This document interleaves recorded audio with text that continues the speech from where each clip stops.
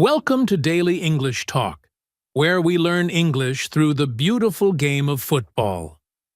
In today's video, we're diving into the legendary story of FC Barcelona, covering 7 exciting chapters.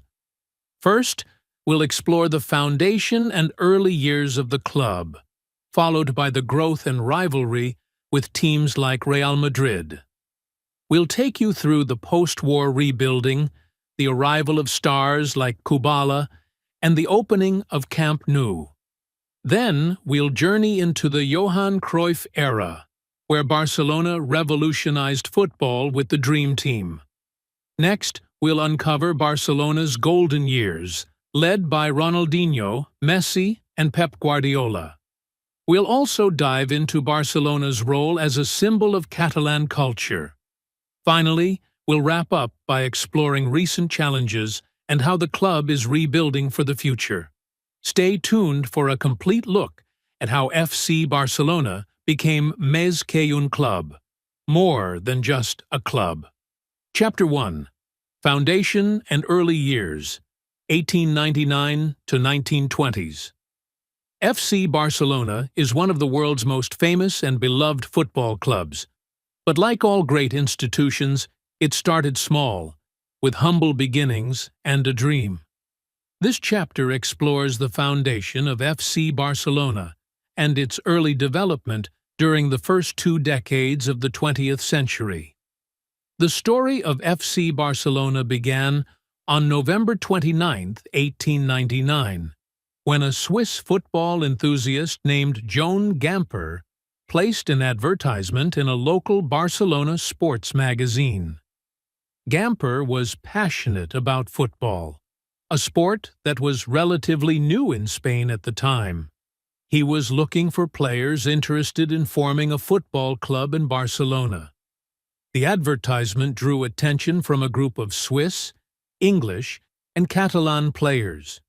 Together, they held a meeting at the Gimnasio Sole, a gymnasium in Barcelona, and decided to create a new football club. This meeting marks the official foundation of FC Barcelona. Johan Gamper became the club's first president and a driving force behind its early growth. Gamper was not only an organizer, but also a talented player, contributing on the field during the club's first years. From the start, FC Barcelona adopted blue and garnet stripes for its team colors. These colors would become iconic and deeply symbolic, representing the club's identity for over a century. The reason for choosing these colors is debated, but some say it was inspired by Gamper's former Swiss club or local influences. The club played its first friendly match in December 1899, soon followed by more matches against local teams and visiting sides. Early opponents included other clubs formed by foreign communities and emerging Spanish teams. In these early years, football in Spain was still developing. The rules, organization, and popularity of the sport were growing, and clubs like Barcelona helped spread the game. By the first decade of the 1900s, FC Barcelona was competing in regional tournaments, such as the Copa Macaya and the Catalan Championship. These competitions were important in building the club's reputation and fan base.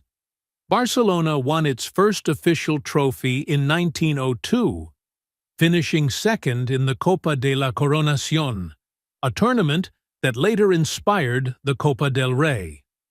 The club's first major success came in 1910 when it won the Copa del Rey for the first time.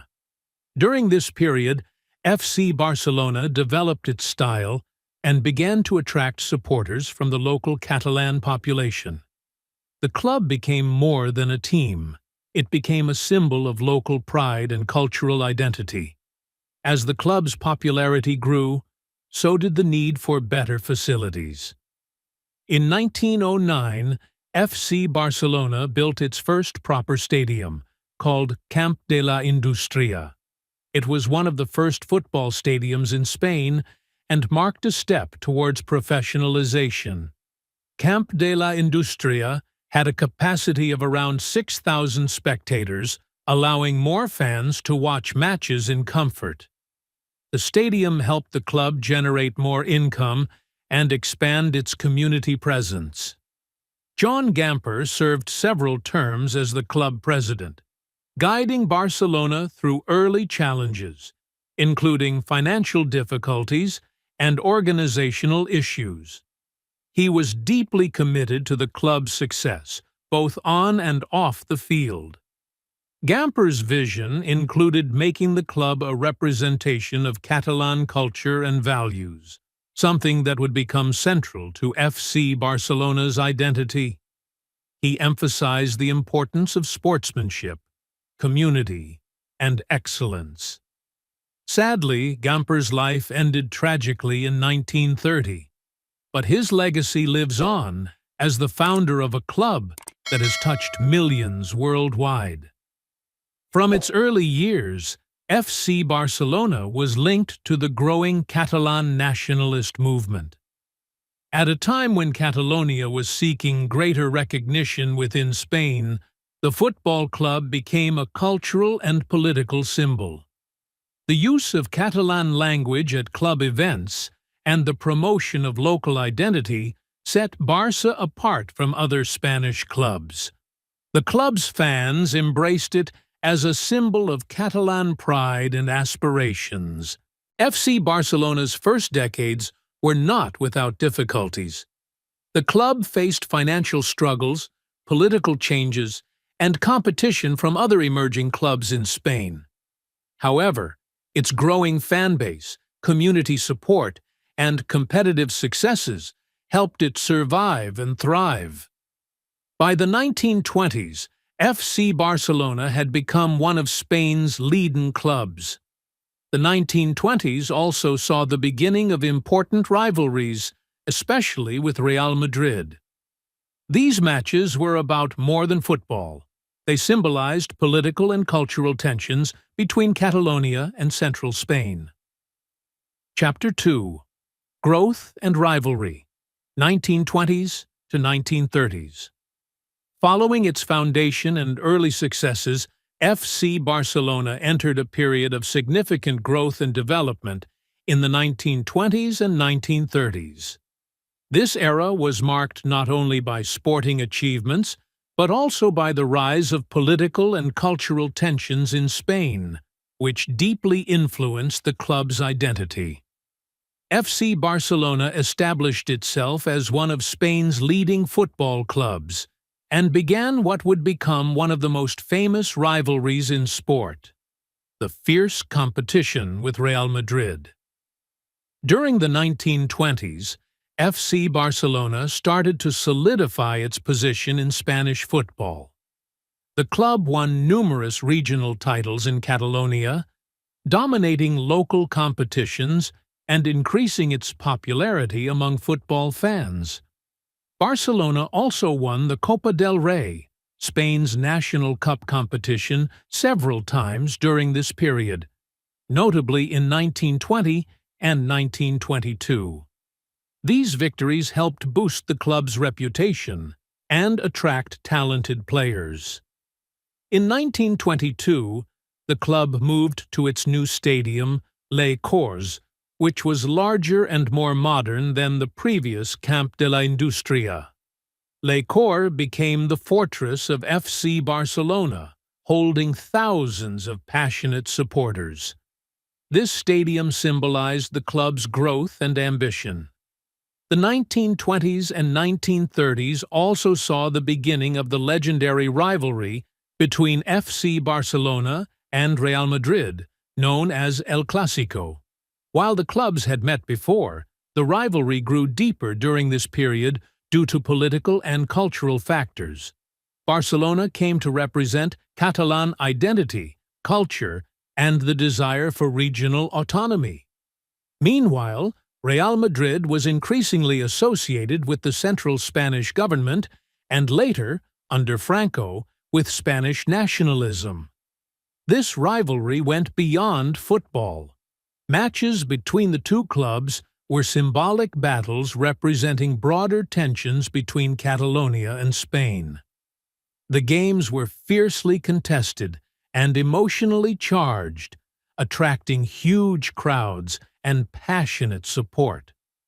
Spain during the 1920s and 1930s was politically turbulent. The country experienced the fall of the monarchy, the establishment of the Second Republic, and eventually the Spanish Civil War beginning in 1936.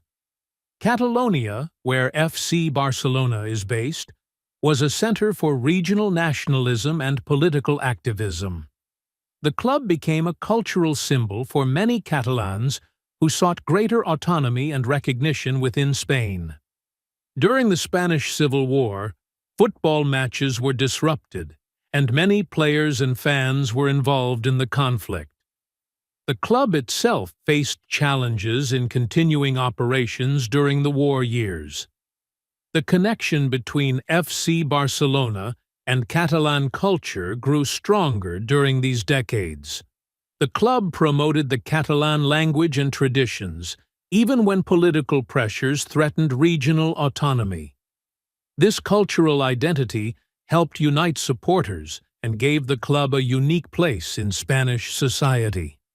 FC Barcelona was not just a sports team, it was a symbol of Catalonia's spirit and pride.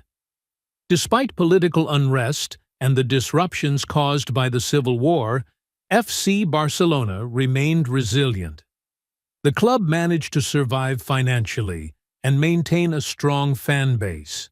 However, the outbreak of the Spanish Civil War in 1936 brought severe challenges. Football leagues were suspended, players left or were recruited into the war, and the country was divided by conflict. After the war, the club faced repression under Franco's regime, but the foundations laid during the 1920s and 1930s helped it endure difficult times ahead. Chapter 3. Post-War Rebuilding and Legends, 1940s to 1960s. The aftermath of the Spanish Civil War, 1936 to 1939, brought significant challenges for FC Barcelona, as the country was under the authoritarian rule of General Francisco Franco. Despite political repression and economic difficulties, the club began a process of rebuilding that would eventually restore its position as one of Spain's top football teams. This era is marked by the emergence of legendary players and the construction of the iconic Camp Nou stadium. After Franco's victory in the Civil War, Spain entered a period of dictatorship characterized by strong centralization and suppression of regional identities. Catalonia, home of FC Barcelona, faced particular oppression. The use of the Catalan language was banned in public life, and Catalan culture was repressed. FC Barcelona, closely tied to Catalan identity, was viewed with suspicion by the regime. The club was forced to change its name briefly to Club de Futbol Barcelona, to Spanishize its identity. The use of Catalan in official settings was prohibited. Despite this repression, FC Barcelona remained a powerful symbol for Catalans, a representation of their cultural pride and resistance. The post-war economy of Spain was poor, and FC Barcelona faced financial difficulties. The club struggled to pay players and maintain facilities. However, through strong leadership and community support, the club gradually stabilized. The focus was on rebuilding the team and investing in youth development to create a sustainable future. A turning point came in 1950 with the signing of Ladislau Kubala, a Hungarian footballer renowned for his skill and versatility. Kubala became one of Barcelona's greatest players, leading the club through a period of success on the pitch. Kubala was instrumental in winning several La Liga titles and Copa del Generalissimo now Copa del Rey, trophies during the 1950s. His charisma and talent made him a fan favorite and helped restore pride to the club. By the 1950s, Barcelona's old stadium, Les Corts, was no longer adequate for the growing fan base. In 1954, construction began on a new stadium, Camp Nou, which remains the largest stadium in Europe. Camp Nou opened in 1957 with a capacity of over 90,000 spectators. The stadium symbolized Barcelona's ambitions and became a fortress for the team and a cultural center for Catalonia. During the 1950s and 1960s, Barcelona won multiple domestic titles, establishing itself once again as a force in Spanish football. Although European success was limited during this period, the club laid the groundwork for future continental competition. Participation in early European tournaments helped build experience and exposure. Despite political difficulties, FC Barcelona's fan base grew. The club remained a beacon for Catalan identity, and its matches at Camp Nou became major social and cultural events. The club's connection to its community was strengthened through outreach and its role as a cultural institution. Chapter 4: The Johan Cruyff Era and Tactical Revolution, 1970s to 1990s. The period from the 1970s through the 1990s was a transformative era for FC Barcelona. During these decades, the club experienced a major shift in its playing style, philosophy, and international standing, largely due to the influence of Johan Cruyff, one of football's greatest players and coaches. Cruyff's vision and leadership helped Barcelona establish a new identity that still shapes the club today.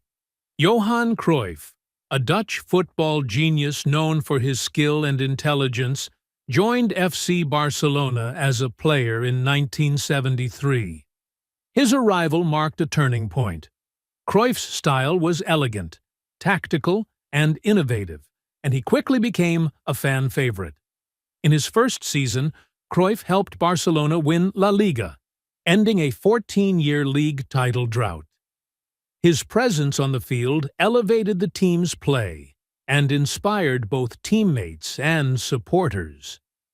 In 1988, Cruyff returned to Barcelona as head coach, bringing with him his philosophy of total football, a style emphasizing ball possession, quick passing, and fluid movement. As coach, Cruyff built what became known as the Dream Team. This team combined technical excellence with tactical intelligence. It included players like Pep Guardiola, Ronald Koeman, Michael Laudrup, and Hristo Stoichkov. Between 1991 and 1994, Barcelona's Dream Team dominated Spanish football. They won 4 consecutive La Liga titles and several domestic cups, showcasing a style of play that was both effective and attractive. The team's crowning achievement came in 1992 when they won their first European Cup, now UEFA Champions League. The final, played at Wembley Stadium, ended with a 1-0 victory over Sampdoria, thanks to a famous free-kick goal by Ronald Koeman. This victory established Barcelona as a European powerhouse and validated Cruyff's tactical approach. Johan Cruyff also revolutionized the club's youth academy, La Masia. He emphasized developing players who could play the Cruyff-inspired style, focusing on technique, intelligence, and teamwork. Many young players trained under this philosophy went on to become stars, continuing the club's legacy of attractive football. Though the Dream Team era ended in the mid-1990s, Cruyff's impact on Barcelona was profound and lasting. His philosophy shaped the club's culture, playing style, and approach to youth development. Even today, Barcelona's style, often called tiki-taka, reflects Cruyff's influence. Chapter 5. Modern Era of Global Success, 2000s to 2010s. The first 2 decades of the 21st century were a golden age for FC Barcelona, marked by unprecedented success on the field, the rise of football legends, and global recognition. This period saw the club reach new heights under visionary coaches and with an exceptional group of players who embodied the club's philosophy and style. At the start of the 2000s, FC Barcelona was rebuilding after a period of relative struggle. The signing of Brazilian superstar Ronaldinho in 2003 was a turning point. Ronaldinho's flair, creativity, and joyful style of play brought excitement back to the club and re-energized its fan base. Under Ronaldinho's influence, Barcelona won the La Liga title in 2005 and 2006 and secured the UEFA Champions League trophy in 2006 by defeating Arsenal in the final. This was Barcelona's second Champions League win, and it marked the club's return to the top tier of European football.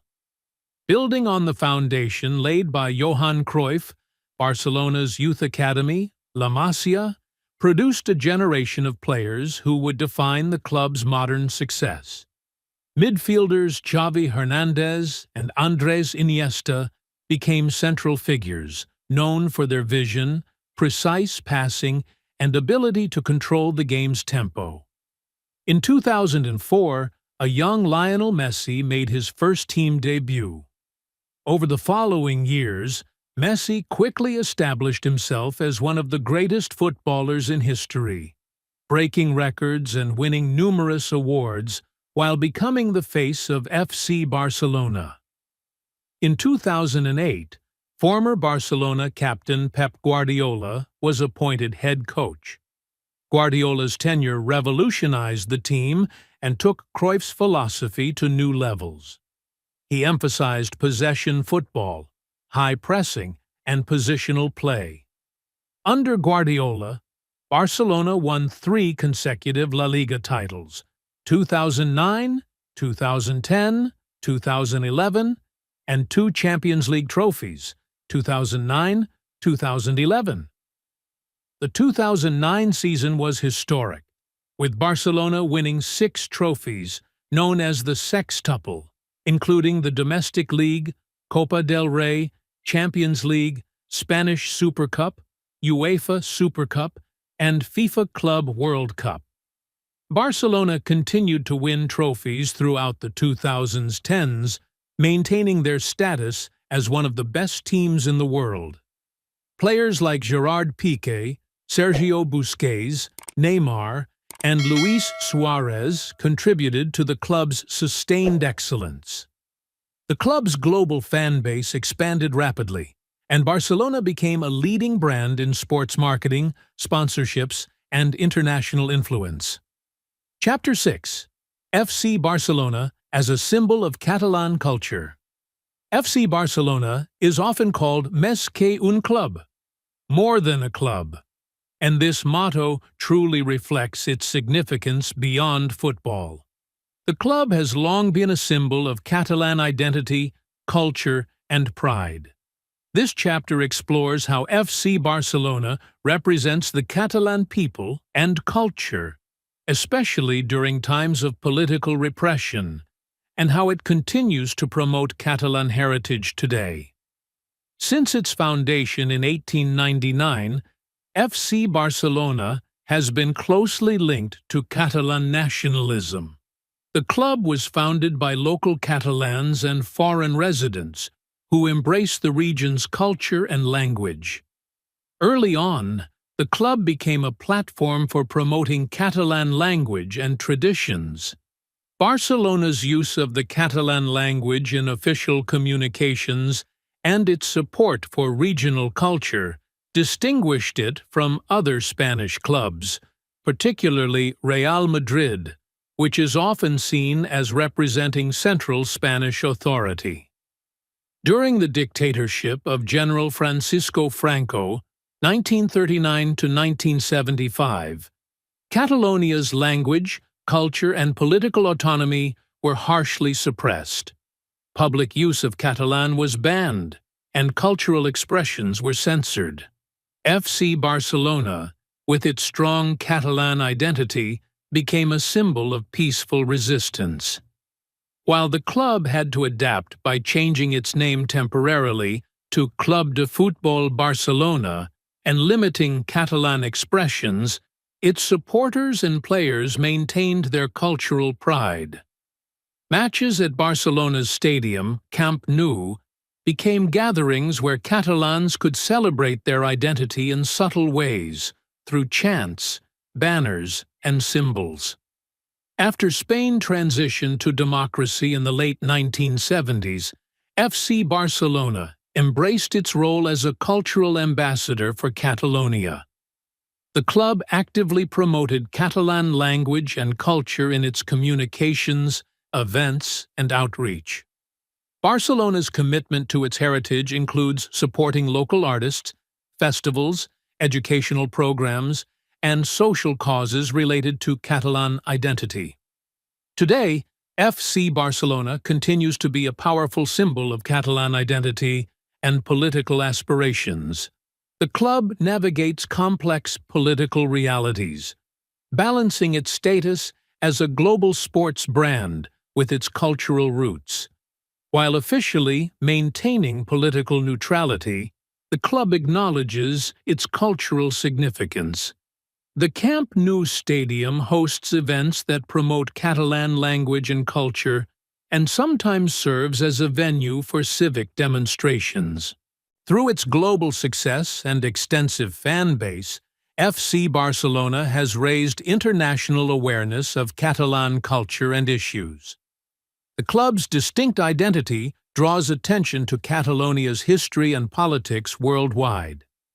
Chapter 7. Recent Developments and Challenges, 2020s to Present. The 2020s have been a period of significant challenges and transitions for FC Barcelona, a club accustomed to success and global influence. This chapter explores the financial difficulties, leadership changes, sporting transitions, and ongoing cultural significance that have shaped Barcelona in the modern era. FC Barcelona entered the 2020s facing one of the most serious financial crises in its history.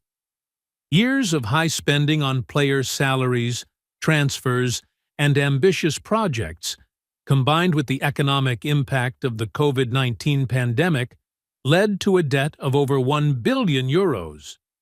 The club's financial troubles forced difficult decisions, including the departure of its most iconic player, Lionel Messi, in 2021. Messi's exit shocked fans worldwide, as he had been the face of Barcelona for more than a decade. The financial strain also led to salary cuts, limited transfer budgets, and restructuring efforts to stabilize the club's economy. In response to these challenges, Joan Laporta returned as president in 2021, aiming to guide Barcelona through this turbulent period. His administration focused on reducing debt, negotiating player contracts, and rebuilding the squad with a balance of youth and experience. Managerial changes reflected the club's search for renewed sporting success, as Barcelona sought to maintain competitiveness while rebuilding. Barcelona's recent seasons have been marked by a transition from the era of Messi and other veterans to a new generation of players. The club has invested heavily in promoting talent from its famous La Masia Academy, focusing on youth development as a sustainable path forward. While this period has had mixed sporting results, Barcelona's commitment to its style of play and philosophy remains strong. Barcelona continues to play an important cultural role for Catalonia. The club's identity as a symbol of Catalan pride and language endures, even as it operates in a complex political environment. The club engages in social initiatives promoting inclusion, diversity, and community support, maintaining its connection to fans locally and globally. Despite recent hardships, FC Barcelona aims to rebuild and reclaim its position among the world's top football clubs. Strategic planning includes financial management, squad rebuilding, and infrastructure investments. The club's global fan base and brand strength provide a solid foundation for future growth and success. Thank you for watching and joining us on this incredible journey through the history of FC Barcelona. From its humble beginnings to becoming a global football icon, we've explored the moments and legends that have shaped this remarkable club. If you enjoyed learning about FC Barcelona and improving your English with us, don't forget to like, subscribe, and click the bell icon to stay updated on future videos. We have more exciting football stories and English lessons coming your way. Feel free to leave your thoughts and questions in the comments below. And we'll see you in the next video.